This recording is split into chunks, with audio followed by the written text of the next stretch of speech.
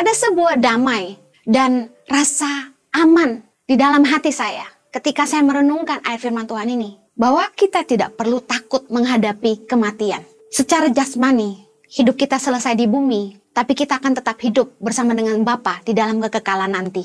Saya percaya bahwa di dalam masa-masa COVID-19 pasti banyak yang mengalami kehilangan orang-orang yang Anda kasihi, yang hari ini sudah pergi. Tapi dengar baik, bahwa mereka yang percaya kepada Kristus tidak mengalami kematian, tapi mereka telah berada bersama dengan Bapa di sorga, menikmati kehidupan kekal yang jauh lebih baik daripada kehidupan di bumi. Pasti ada beberapa orang yang menjadi lemah ketika kehilangan orang yang dikasihinya. Tapi dengar baik, ketika Tuhan memanggil orang-orang yang dikasihinya, hidup mereka selesai di bumi ini. Tahukah Anda bahwa berakhirnya hidup mereka di dunia tidak memisahkan mereka dari kasih Allah? Bapa tetap baik. Apapun yang kita hadapi dalam hidup ini, baik maut maupun hidup, bahkan apapun juga, tidak ada yang bisa memisahkan kita dari kasih Allah. Kalau Anda sungguh-sungguh punya iman kepada Tuhan, Anda tidak akan menyerah, dan Anda akan tetap kuat dan mengucap syukur dalam segala hal. Baik buruknya keadaan kita, kalau kita punya iman kepada Tuhan, kita akan tetap mengucap syukur kepada Dia. Kita tidak hanya bersyukur saat kita senang, tapi kita pasti bersyukur dalam setiap keadaan. Kalau Anda adalah orang percaya, percayalah bahwa Tuhan ikut terlibat dalam duniamu. Pertanyaan saya hari ini, apakah Anda mengasihi Tuhan? Karena janji firman Tuhan bahwa Tuhan turut bekerja di dalam segala sesuatu. Artinya dalam keadaan baik maupun buruk. Bagi mereka yang mengasihi Dia, terutama bagi mereka yang terpanggil dengan sesuai dengan rencana Allah. Yakini dalam keadaan apapun, Tuhan pasti punya rencana. Kalau Anda yakin hidupmu berkenan kepada Bapa, percayalah bahwa Tuhan pasti mendengarkan doa-doamu. Waktunya kapan? Waktunya Tuhan. Kalau Anda punya hubungan yang baik sama Tuhan, harusnya Anda yakin Tuhan menyertai. Seberapa yakin Anda akan kuasa Tuhan? Banyak kita bilang kita percaya sama Tuhan, tapi kenyataannya kita masih mengeluh, kita masih takut. Mari jangan pernah ragukan kuasa Tuhan, karena Tuhan terlalu besar. Jangan jadi lemah dengan keadaanmu. Percayalah bahwa Dia setia dan Dia selalu setia. Bapa, kami mengucap syukur untuk kebaikan-Mu dan pemeliharaanmu Tuhan. Sepanjang minggu ini terima kasih buat keluarga kami yang sehat. Terima kasih buat makanan di meja kami. Terima kasih kalau kami boleh hidup nyaman. Kami mengucap syukur buat kemurahan-Mu Tuhan. Bapak, sebentar firman-Mu dibagikan biar kiranya hikmat dan wahyu boleh menolong kami, supaya kami boleh memahami firman-Mu Tuhan dengan bahasa yang mudah kami mengerti. Biar setiap iman kami boleh dibangkitkan oleh pendengaran akan firman-Mu. Mampukan hamba-Mu Tuhan, sungguh tanpa Engkau hamba tidak mampu. Menyerahkan menit ke depan ke dalam pimpinan Roh Kudus sepenuhnya. Hanya di dalam nama Yesus kami berdoa. Amen. Hari ini saya akan menyampaikan firman Tuhan tentang keyakinan iman. Di dalam Yohanes 11 ayat ke-25 dikatakan begini. Jawab Yesus, "Akulah kebangkitan dan hidup. Barang siapa percaya kepadaku, ia akan hidup walaupun ia sudah mati. Dan setiap orang yang hidup dan yang percaya kepadaku tidak akan mati selama-lamanya." Percayakah engkau akan hal ini? Ayat ke-27, jawab Marta, "Ya Tuhan, aku percaya bahwa Engkaulah Mesias, Anak Allah, Dia yang akan datang ke dalam dunia." Luar biasa sekali ayat ini. Yesus memberikan keyakinan kepada kita, orang percaya. Orang-orang yang percaya bahwa Kristus adalah Mesias, Anak Allah yang hidup, yang telah datang ke dunia untuk menyelamatkan kita. Bahwa bagi kita orang percaya, kita tidak akan mengalami kematian. Bagi kita yang hidup maupun bagi mereka yang telah mati di dalam Kristus, kita semua tidak akan mengalami kematian sampai selama-lamanya. Apakah mungkin kita hidup selama-lamanya? Arti firman Tuhan adalah begini. Bila suatu hari nanti, hidup kita di bumi telah berakhir, kita tidak akan mengalami kematian. Kita akan masuk di dalam kekekalan bersama dengan Bapa dalam kerajaannya yang kekal.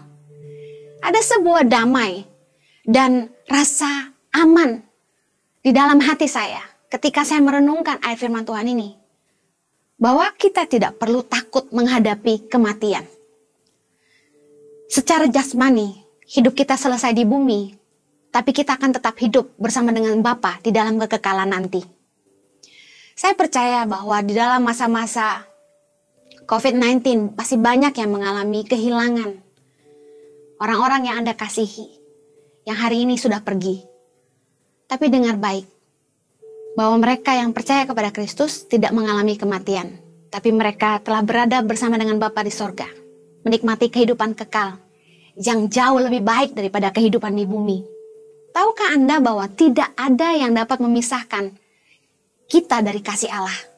Dalam Roma 8 ayat 38-39 dikatakan begini, sebab aku yakin bahwa baik maut maupun hidup, baik malaikat-malaikat maupun pemerintah-pemerintah, baik yang ada sekarang maupun yang akan datang, atau kuasa-kuasa baik yang di atas maupun yang di bawah, ataupun sesuatu makhluk lain, tidak akan dapat memisahkan kita dari kasih Allah yang ada dalam Kristus Yesus Tuhan kita. Saya tahu pasti ada beberapa orang yang menjadi lemah ketika kehilangan orang yang dikasihinya. Tapi dengar baik, ketika Tuhan memanggil orang-orang yang dikasihinya, hidup mereka selesai di bumi ini. Tahukah Anda bahwa berakhirnya hidup mereka di dunia tidak memisahkan mereka dari kasih Allah? Bapa tetap baik. Firman Tuhan bahkan berkata, berharga di mata Tuhan kematian orang-orang yang dikasihinya. Apapun yang kita hadapi dalam hidup ini, baik maut maupun hidup, bahkan apapun juga, tidak ada yang bisa memisahkan kita dari kasih Allah. Orang-orang percaya, saya yakin apapun yang Anda hadapi hari ini, kalau Anda sungguh-sungguh punya iman kepada Tuhan, Anda tidak akan menyerah, dan Anda akan tetap kuat, dan mengucap syukur dalam segala hal. Baik buruknya keadaan kita, kalau kita punya iman kepada Tuhan, kita akan tetap mengucap syukur kepada Dia. Kita tidak hanya bersyukur saat kita senang, tapi kita pasti bersyukur dalam setiap keadaan. Firman Tuhan dalam 1 Tesalonika 5 ayat 18 berkata, mengucap syukurlah dalam segala hal, sebab itulah yang dikehendaki Allah di dalam Kristus Yesus bagi kamu. Orang yang sungguh-sungguh mempercayai Allah akan selalu mengucap syukur dalam segala hal. Apapun yang kita hadapi, kita akan bersyukur. Tahukah Anda ada kuasa dalam ucapan syukur? Yesus setiap kali melakukan mujizat. Mari baca firman Tuhan. Sebelum mujizat terjadi, Yesus selalu mengawalinya dengan ucapan syukur. Ayub mengajarkan kita di dalam Ayub 42 ayat yang kedua. Di dalam doanya, Ayub berkata begini, aku tahu bahwa engkau sanggup melakukan segala sesuatu, dan tidak ada rencanamu yang gagal. Siapakah Ayub dan dalam keadaan apakah dia mengatakan doa ini? Ayub berada dalam kondisi yang sangat tidak baik, jauh dari beruntung, jauh dari rasa nyaman. Dia kehilangan anak-anak yang dikasihinya. Dia ditinggalkan oleh istrinya, ditinggalkan oleh sahabat-sahabatnya. Dia kehilangan hartanya. Saya yakin pencobaan hidup yang terberat adalah ketika kita kehilangan orang-orang yang kita kasihi dan kehilangan seluruh harta kita. Saya sangat sayang kepada anak-anak saya. Bagi saya, lebih baik hidup sederhana, yang penting anak-anak saya sehat. Dan saya mau beritahu, dalam keadaan yang sangat terpuruk, Ayub mengalami Tuhan. Dan Ayub dapat berkata, aku tahu bahwa engkau sanggup melakukan segala sesuatu. Bukankah Dia Tuhan yang besar? Tuhan yang menciptakan langit dan bumi. Tuhan yang sanggup mengadakan yang tidak ada jadi ada. Tuhan yang sanggup menyembuhkan sakitmu. Tuhan yang sanggup menyediakan segala sesuatu. Mengucap syukurlah dalam segala hal. Percayalah baik buruknya keadaanmu, rencana Tuhan tidak akan pernah gagal. Mari belajar mengucap syukur, karena kita percaya apabila Tuhan menyertai hidup kita, Tuhan itu selalu ikut terlibat dalam apa saja yang kita kerjakan. Tuhan terlibat dalam dunia kita.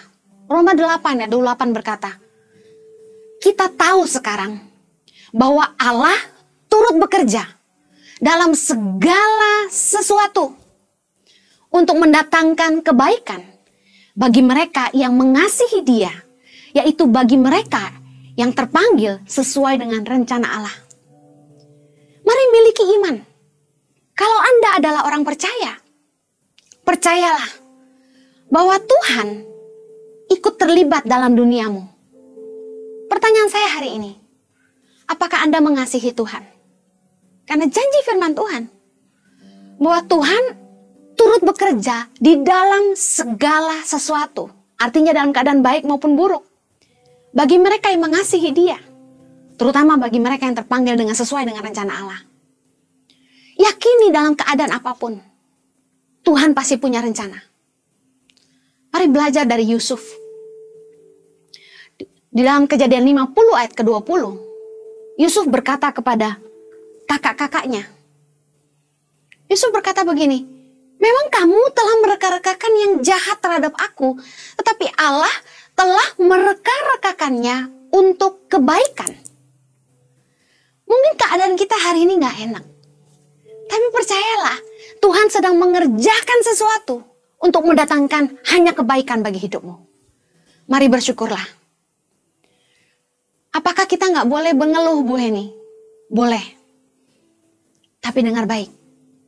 Sungut-sungutmu adalah doa. Apapun yang keluar dari mulut kita, didengar oleh Tuhan. Jangan sampai sungut-sungut kita membuat kita gagal masuk dalam rencana Allah. Biarlah apa yang dialami bangsa Israel di padang gurun. Karena sungut-sungut mereka, ribuan orang mati di padang gurun. Jangan sampai karena sungut-sungut kita kehilangan apa yang Tuhan sudah sediakan bagi kita. Apapun keadaanmu hari ini, saya ingin mengingatkan setiap kita, mari tetap belajar mengucap syukur. Ketika COVID datang, saya dan Jojo tidak bisa pelayanan. Kami terus mengucap syukur sama Tuhan. Ketika keadaan terjepit dan semua serba sedikit. Saya ingin berikan kesaksian. Anak saya yang kembar, Chloe dan Zoe, harus masuk ke sebuah akademi. Mereka tidak menyelesaikan SMA mereka, tapi mereka masuk untuk mengambil advance diploma yang akan menolong mereka untuk melanjutkan kuliah mereka ke Australia. Sebelum COVID, kami menyepakati akan menyekolahkan mereka di salah satu sekolah ini. Biayanya tidak sedikit karena kuliah selama 2 tahun untuk advance diploma ini harus dibayar di muka. Dan bayarnya harus dalam US dollar. Kami percaya Tuhan mau kami berikan yang terbaik buat anak kami. Karena tidak ada pilihan. Kalau mereka harus kembali ke Australia untuk kuliah, sekolah inilah yang bisa menolong mereka untuk melanjutkan ke sana. Sehingga kami mendaftarkan mereka dan apa yang terjadi? Tiba-tiba COVID datang. Pihak sekolah memberikan keringanan untuk kami membayar biaya sekolah anak kami yang 2 tahun di muka ini dengan cicilan. 12 kali cicilan dalam 1 tahun. Kami pikir kalau kami pelayanan berdua, ya pasti cukup lah. Tapi apa yang terjadi? Tiba-tiba COVID datang. Pelayanan kami semua dibatalkan. Sementara itulah income kami. Kami tidak berdaya. Tapi kami belajar mengucap syukur kepada Allah. Apa yang terjadi? Mujizat terjadi. Ada orang yang baru pertama kali ketemu saya. Baru hanya 1 kali. Tiba-tiba telepon ke saya, nggak tahu dapat nomor dari mana. Dan beliau menanyakan, apa yang Ibu Heni butuhkan? Saya bilang, Bapak bantu tangan pengharapan aja, saya nggak enak. Enggak. Berikan saya nomor rekening, karena Tuhan taruh di hati saya untuk bantu orang di belakang tangan pengharapan, yaitu Ibu dan Pak Jojo. Lalu saya berikan nomor rekening saya juga berikan nomor rekening Yayasan Tangan Pengharapan. Dan luar biasanya, di luar dugaan saya, besok paginya, beliau mentransfer uang persis sejumlah yang saya harus bayarkan untuk uang sekolah anak-anak saya selama 2 tahun di muka. Mujizat kami alami. Tuhan kita luar biasa. kuasa ucapan syukur itu luar biasa. Kami bersyukur hari ini karena kami mengalami. Kalau Anda yakin, kalau Anda percaya kepada Tuhan, dan Anda yakin akan perkenanan Tuhan dalam hidupmu, jangan ragu akan pertolongan Tuhan. Hubungan yang baik akan memberikan kepercayaan diri. Anak saya percaya, saya pasti sanggup menyekolahkan mereka. Karena apa? Karena mereka tahu saya sayang sama mereka. Mereka tahu bahwa papa mamanya akan mengusahakan yang terbaik untuk mereka. Hubungan yang baik akan membuat kita punya keyakinan. Anak-anak saya nggak perlu ragu untuk minta makan, minta apapun sama orang tuanya. Karena mereka tahu kami sangat menyayangi mereka. Dalam pergumulan hidup kita,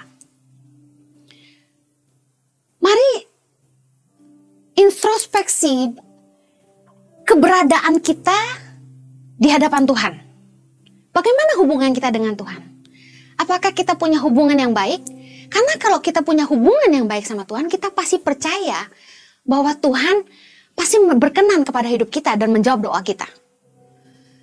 Yohanes 11 ayat 42, Yesus berkata, "Aku tahu bahwa engkau selalu mendengarkan aku. Tetapi oleh karena orang banyak yang berdiri di sini mengelilingi aku mengatakannya supaya mereka percaya bahwa engkaulah yang telah mengutus aku." Yesus dengan satu keyakinan bicara sama Bapa bahwa dia berkata, "Aku tahu bahwa engkau selalu mendengarkan aku." Pertanyaan saya begini, doamu yang tidak dijawab, pengharapan-pengharapanmu yang belum sampai. Pertanyaan saya cuma satu. Yakinkah engkau akan perkenanan Bapa dalam hidupmu? Kalau Anda yakin hidupmu berkenan kepada Bapa, percayalah bahwa Tuhan pasti mendengarkan doa-doamu. Waktunya kapan? Waktunya Tuhan. Saya yakin bahwa orang yang baik-baik dengan Tuhan akan yakin bahwa Tuhan selalu mendengar doanya. Seringkali yang membuat kita nggak yakin Tuhan dengar doa kita adalah karena kita tidak sedang baik-baik saja sama Tuhan. Kita jauh sama Tuhan. Saya pernah ngalami. Ketika saya mulai jauh sama Tuhan, dan saya butuh pertolongan Tuhan, saya bilang sama Tuhan gini, "Tuhan, buktikanlah kalau engkau masih menyertai aku." Karena kita nggak yakin apakah Tuhan masih menyertai kita. Tapi kalau Anda punya hubungan yang baik sama Tuhan, harusnya Anda yakin Tuhan menyertai. Tanda kita mulai tidak percaya, tidak yakin sama Tuhan, itu sebenarnya berangkat dari hubungan yang mulai tidak baik sama Tuhan. Mungkin kita sudah mulai jauh sama Tuhan, udah mulai jarang doa, jarang baca firman. Mari kembali kepada kasih yang mula-mula. Ketika kita menghadapi pergumulan, itu waktu yang tepat untuk kita sadar kita nggak cari Tuhan saat butuh aja. Kalau hubungan itu baik, kita punya satu keyakinan bahwa Tuhan pasti dengar kita. Kita hanya perlu memastikan hidup kita berkenan sama Tuhan. Saya ingin agar setiap kita belajar untuk tidak pernah meragukan kuasa Tuhan. Ada seorang wanita yang pendarahan dalam firman Tuhan di Matius 9 ayat 21. Dikatakan begini, dia bilang, "Asal kujamah saja jubahnya, aku akan sembuh." Iman wanita yang luar biasa ini bukan karena dia percaya akan kuasa jubah Yesus. Tapi wanita ini begitu mempercayai kuasa yang Yesus miliki sampai asal dipegang jubahnya saja kuasanya mengalir. Kepercayaan yang begitu besar. Bahkan Yesus kagum pada iman seorang perwira. Ketika dia bertemu dengan perwira ini, Yesus sampai berkata dalam Lukas 7 ayat yang 9 dikatakan, Aku berkata kepadamu, iman sebesar ini tidak pernah aku jumpai sekalipun di antara orang Israel. Kenapa Yesus begitu kagum sama perwira ini? Karena perwira ini bilang sama Yesus gini, katakan saja sepatah kata, maka hambaku itu akan sembuh. Saya belajar bahwa orang yang sungguh-sungguh percaya sama kuasa Tuhan, doanya gak perlu panjang. Gak perlu mikir ribet-ribet. Gimana sih caranya supaya Tuhan dengar saya?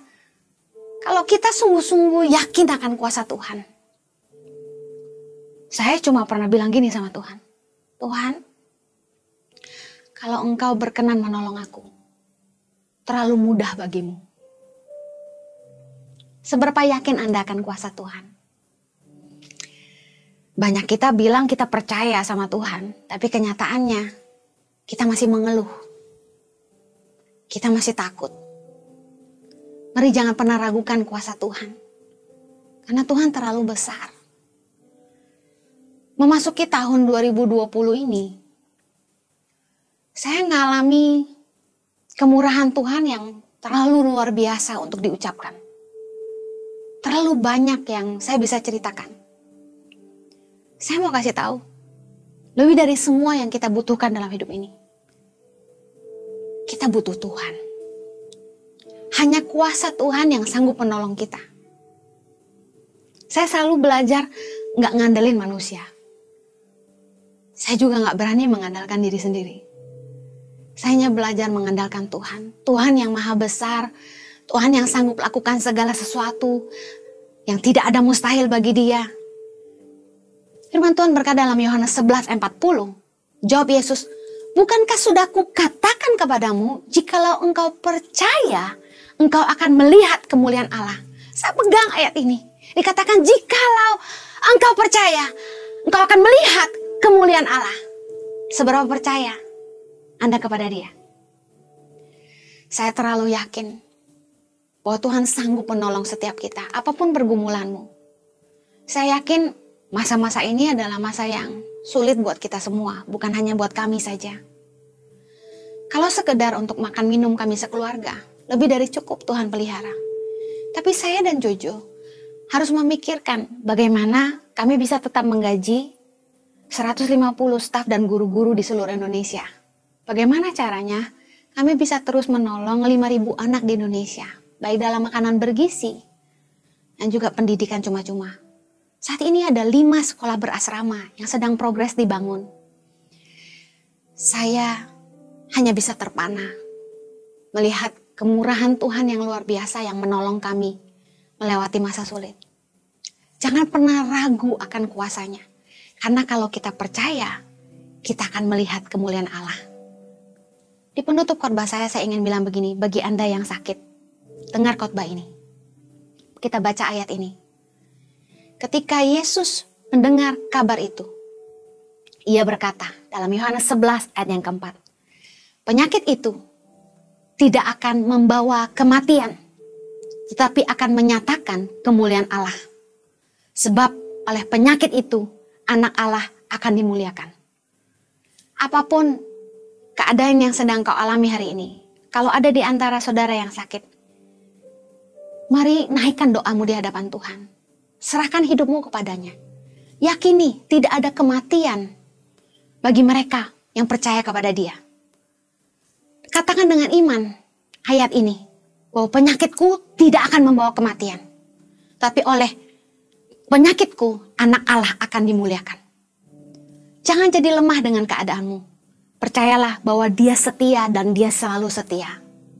Saya berdoa, Anda akan mengalami mujizatnya. Mari kita berdoa.